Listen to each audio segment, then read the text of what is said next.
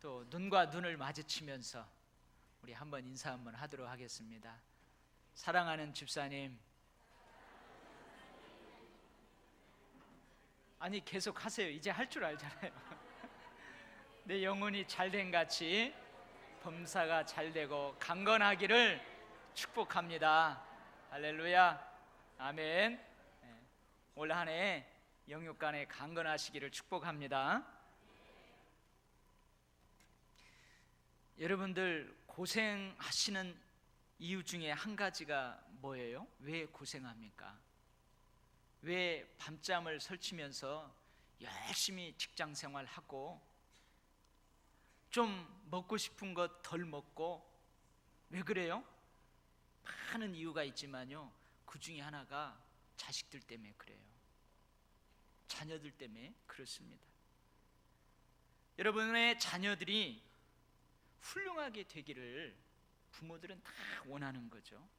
그래서요, 가끔 신방을 가서 보면 그 자녀들에게 들려주는, 그 부모님들이 자녀들에게 들려주기 위해서 마련한 책들이 쫙 꽂아져 있는 걸 봐요.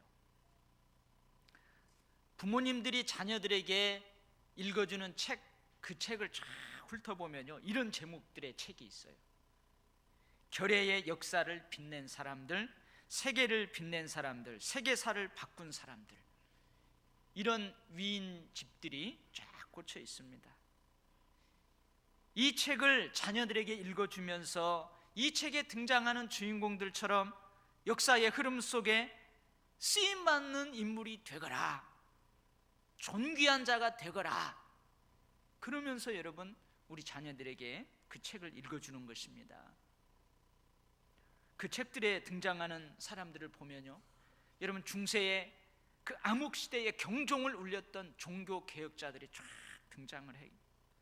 여러분 산업혁명으로 사회가 물질 만능주의로 타락할 대로 타락해 갈 때에 일어났던 요한 웨슬레, 미국의 조나단 에드워드, 여러분 12명으로 시작해서 미국의 여러 영역에서 영향력을 끼치며 살았던 그 가문, D.L. 무디, 찰스 피니, 1902년 12월에 평안남도의 작은 마을에서 태어나서 2000년 4월 하나님의 품에 안기기까지 대한민국의 역사와 한국교회의 역사에 큰 족적을 남겼던 한경직,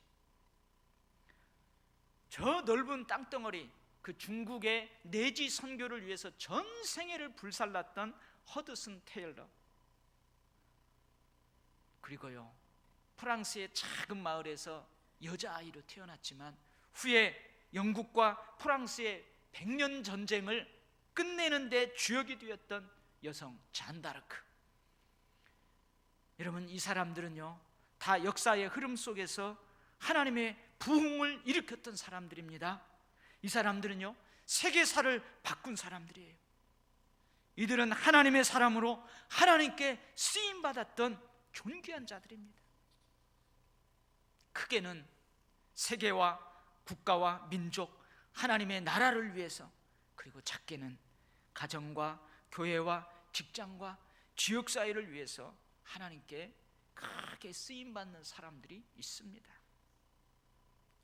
여기 앉아있는 사람 중에서도 예외는 없습니다. 어느 누구라도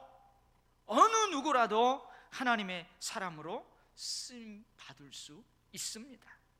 여러분 오늘 이 본문에 등장하는 이사야는 귀족 가문 출신이에요.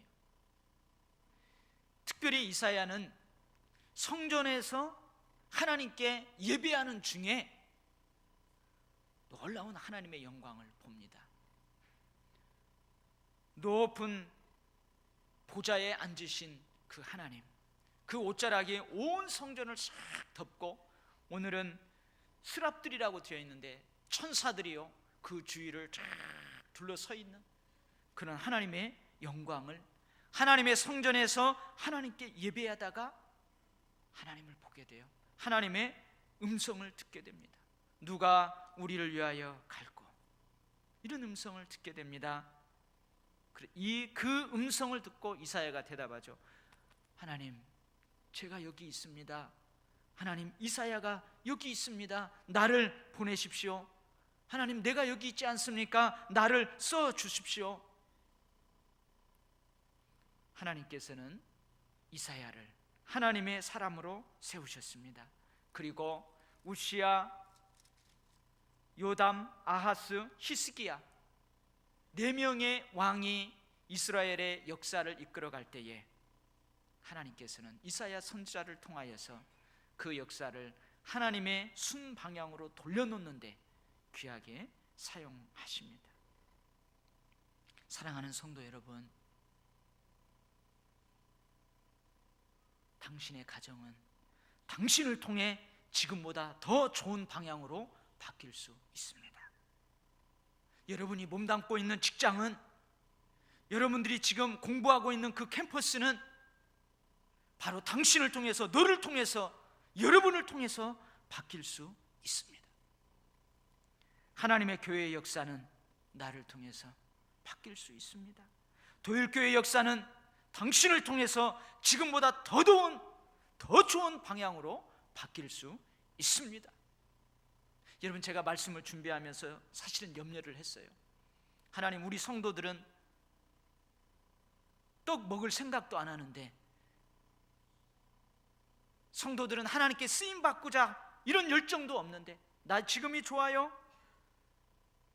괜히 하나님께 부름받아 쓰임받아봤자 힘들기만 하고 나 지금이 좋아요? 이런 마음이 있는데, 하나님이 저에게 주신 이 마음을 토해내면 과연 성도들이 아멘으로 화답할까요? 제 기도하며 이 말씀 준비했습니다. 사랑하는 성도 여러분, 오늘 아멘으로 받으시면 여러분의 가문에, 여러분의 자녀들에게, 여러분의 삶에 놀라운 하나님의 축복의 역사들이 시작될 줄 믿습니다. 우리 인생은요, 단 한 번밖에 없어요. 나는 내 인생이 2번, 3번 반복될 수 있다면 한 번은 그냥 마음껏 살아보고 싶어요. 한 번은 그냥 마음껏 내 마음대로 살아보고 싶어요. 그리고 2번째는 잘 살면 되잖아요. 그 2번째에 잘 살려고 해도요, 실수할 수 있어요. 그럼 그 실수를 3번째에는 만회하면 되잖아요. 그러나 여러분, 우리는요 2번 살 수 없습니다. 2번 다시 살 수 없는 단 한 번밖에 없는 나의 인생을 하나님께서 귀한 곳에 사용하신다면 그것은 너무나도 큰 복입니다. 큰 일이든 작은 일이든 그 역사에 나의 선한 흔적들이 남는다면 그것은 하나님이 내게 주시는 큰 상급입니다. 오늘 이 설교를 듣는 여러분들 중에, 이 설교를 듣는 여러분들 중에 하나님께 크게 쓰임받는 거목과 같은 사람이 분명 있을 줄 믿습니다. 이 설교를 듣는 여러분의 가문에서 하나님께 귀히 쓰임받는 거목과 같은 존귀한 자가 분명히 나올 줄 믿습니다. 오늘 하나님께서 이사야를 존귀한 자로 사용하는데요, 이사야가 그 하나님께 어떻게 반응하는지를 통해서 우리가 쓰임받을 준비를 해야 됩니다. 먼저 이사야는요, 하나님 앞에 서는 사람이었습니다. 다시 말하면 하나님께서는 하나님 앞에 서는 사람을 쓰십니다. 역사 앞에 쓰는 것이 아니라 일 앞에, 사역 앞에 쓰는 것이 아니고, 자식들 앞에, 내 가정 앞에 먼저 쓰는 것이 아니고 먼저 하나님 앞에 서는 사람을 쓰십니다. 여러분, 내가 하나님 앞에 선다는 것은 어렵습니다. 내가 하나님 앞에 선다는 것은 부담을 넘어서 두려움입니다. 우리하고는 질적으로 다른 하나님, 감히 우러러볼 수 없는 높은 보좌에 앉으신 하나님, 거룩하시고 거룩하시고 거룩하신 하나님, 그분의 거룩하심과 그 영광의 빛 앞에 서는 것이 어렵습니다. 부담입니다. 그리고 그 부담을 넘어서 두려움입니다. 그러나 그 하나님 앞에 선다는 것은 또한 영광입니다. 하나님께서는 모세에게 아침 일찍 준비하고 시내산 꼭대기로 올라오라고 하십니다. 모세에게 하나님을 보이시겠다고 말씀하십니다. 그 하나님 앞에 서라는 것입니다. 하나님께서는 모세 앞을 스쳐 지나갑니다. 그때 모세는요, 두려워서, 부담이 되어서, 너무너무 하나님이 어려워서 땅에 급히 엎드립니다. 사랑하는 성도 여러분, 우리는 하나님 앞에 설 때 모세처럼 엎드릴 수밖에 없습니다. 그러나 하나님 앞에 섰던 모세가 시내산을 내려올 때는 그의 얼굴에서 광채가 났습니다. 백성들이 두려워할 정도의 광채가 그 얼굴에서 빛이 났습니다. 사랑하는 성도 여러분, 여러분이 하나님 앞에 설 때 여러분은 너무도 초라하게 보일 것입니다. 여러분들이 하나님 앞에 설 때 여러분은 너무나도 초라하게 보일 것입니다. 그래서 엎드릴 수밖에 없습니다. 그래도 하나님 앞에 서는 자를 하나님은 사용하십니다. 여러분, 하나님 앞에 서면 여러분에게, 당신에게 핍박이 있을 수 있습니다. 고난과 고통이 있을 수 있습니다. 손해가 뒤따르고 포기해야 될 것들이 더 많아질 수 있습니다. 그래도 하나님 앞에 서는 자에게 하나님은 귀한 것들을 맡기십니다. 물질이면 물질, 사역이면 사역, 사람이면 사람, 일이면 일, 그것을 하나님께서 맡기십니다. 하나님 앞에 선다는 것은 하나님을 나의 삶의 주인으로, 나의 마음의 인생의 주인으로 모시는 것입니다. 내가 하나님 앞에 선다는 것은 하나님을 나의 최고의 통치자로 모시고 매일매일 그 하나님의 최고의 통치자, 그 주권을 인정하며 나는 하나님의 종으로 사는 것, 그것이 바로 하나님 앞에 선다는 것입니다. 그 사람에게 하나님께서 영광을 보여주십니다. 모세에게 보여주셨던 하나님의 위엄, 이사에게 보여주셨던 그 하나님의 충만한 영광과 거룩을 보여주십니다. 그리고 하나님께서는 하나님의 위엄과 거룩과 영광을 체험한 그 사람을 거목처럼 시대의 인물로, 시대의 복덩어리로 사용하십니다. 교회의 영광, 가문의 영광, 나라와 민족의 영광, 이 세계의 영광으로 사용하실 줄 믿습니다. 사랑하는 성도 여러분, 사랑하는 우리 교회 성도 여러분, 내 가족들 앞에, 내 직장 앞에, 내 직분 앞에, 사역 앞에, 내 자식들 앞에 서기 전에 하나님 앞에 서는 사람, 그 사람이 바로 당신이길 원합니다. 하나님은 그 사람을 존귀한 사람으로 세우실 줄 믿습니다. 두 번째는요, 자신의 연약함을 고백하는 사람을 쓰십니다. 하나님 앞에 섰던 사람들의 한결같은 고백이 있습니다. 하나님의 위엄과 영광을 체험한 사람들의 한결같은 고백이 있습니다. 모세의 고백입니다. 하나님의 거룩과 영광을 보았던 모세의 고백이에요. 하나님, 저는 목이 곧은 백성입니다. 교만한 백성입니다. 죄악이 많은 백성입니다. 주님, 주의 은총으로 저를 사하시고 주의 기업을 삼으소서, 주의 일꾼을 삼으소서. 베드로의 고백입니다. 주님, 나는 죄인입니다. 나를 떠나십시오. 이사야의 오늘 본문의 고백이에요. 화로다 나여 망하게 되었도다. 나는 입술이 부정한 사람이로다. 무슨 말입니까? 하나님의 위엄과 영광을 체험한 사람들의 한결같은 고백은요, 이런 고백이에요. 나는 죄인입니다. 나는 연약합니다. 자신의 연약함, 자신의 약점, 자신의 죄악을 한결같이 다 고백하고 있습니다. 하나님께서는요 하나님 앞에 서 있는 나를 너무도 잘 아십니다. 하나님 앞에 서 있는 나의 약점을, 나의 약함을, 나의 죄를 너무너무도 잘 아십니다. 하나님은 그것을 자백하기를 원합니다. 지적하기 전에 고백하기를 원합니다. 고백하지 않고 자백하지 않고 가지고 있으면 안 되기 때문에 하나님은 그것을 고백하기를 원하십니다.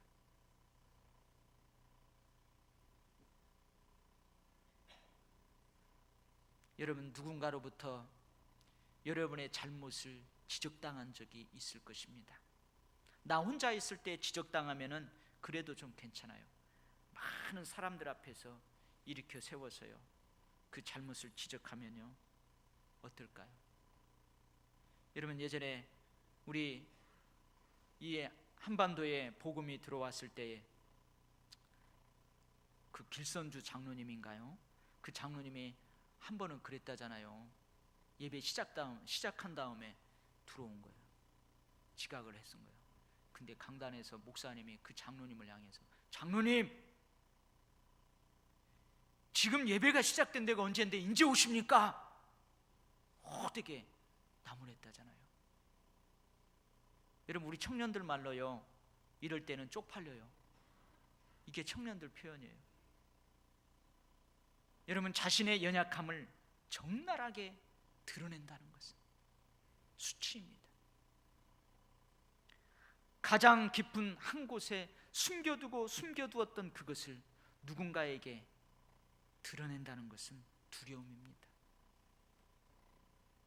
심지어 하나님 앞일지라도요 내 자신의 연약함을 드러내고, 내가 그동안 하나님 이것만은 안 돼, 숨겨두었던 그것을 하나님 앞에 다 드러낸다는 것은 여러분 두려움이에요. 그러나 하나님께서 원하시기에 두렵지만 힘들지만 수치스럽지만 고백해야 합니다. 자백해야 합니다. 여러분, 이렇게 고백할 때 어떤 일이 일어나겠습니까? 수치와 두려움 대신 하나님의 치유의 역사가 일어납니다. 하나님이 나에게 수치와 모멸을 줄 줄 알았어요. 그 죄악 때문에 나를 징계하고 벌하실 줄 알았어요. 근데요 수치와 두려움 대신 하나님의 치유의 역사가 일어납니다. 하나님께서 단에서 취한 핀 숯을 손에 가지고 이사야에게로 달려옵니다. 그것을 이사야의 입에 대어 악과 죄를 제하시고 사하십니다. 오히려 수치와 두려움 대신 하나님의 치유의 역사가 일어난 것입니다. 사랑하는 성도 여러분, 하나님이 당신을 쓰셔야 되는데 지금의 그 입술 때문에 안 되겠다 하시면 하나님께서 그것을 고쳐서 사용하시는 줄 믿습니다. 당신의 연약함이 입술이면 입술을 고치실 것이고, 당신의 약함이 손과 발이라면 손과 발을 고치실 것이고, 당신의 마음이 약함이라면 당신의 마음을 고치실 것입니다. 당신이 하나님 앞에서 그것을 고백할 때 하나님은 그것을 치유하십니다. 어루만지십니다. 토기장이가 진흙을 빚는 것처럼 나를 하나님은 빚으십니다. 하나님은 나를 빚으셔서 깎고 메꾸어서 존귀한 사람으로 사용하십니다. 사랑하는 성도 여러분, 수치스럽고 두렵고 어렵더라도 하나님 앞에 섰을 때에 여러분의 약점을 토해내시기 바랍니다. 여러분의 약함을, 여러분의 죄악을 자백하시기 바랍니다. 그러면 여러분, 수치스러운 두려운 일이 일어나지 않습니다. 대신 하나님의 치유의 역사가 일어납니다.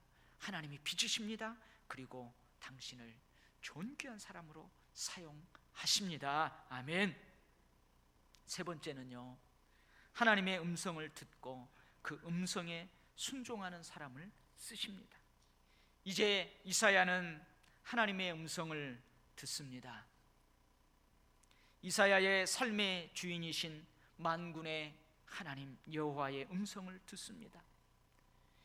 이사야를 이렇게도 저렇게도 어떻게도 하실 수 있는 통치자, 이사야의 약점, 단점, 죄악을 치유하시는 치유자이신 그 하나님의 음성을 이사야가 듣습니다. 여러분, 제가 이 강단에서 여러 번 이야기했습니다. 종이 주인의 음성을 듣지 못하면 어떻게 되게? 종이 주인의 음성을 듣지 못하면 어떻게 되겠습니까? 종이 주인의 음성에 민감하게 반응하지 못하면 어떻게 되겠습니까? 다른 일을 할 수밖에 없고 다른 길로 갈 수밖에 없습니다. 주인의 마음, 주인의 의도, 주인의 뜻, 그것을 헤아리지 못하고 그 음성을 듣지 못하면 주인의 의도와는 전혀 상관없는 일을 열심히 합니다. 땀을 뻘뻘 흘리면서 그 일을 합니다. 주인과는 다른 길을 갑니다.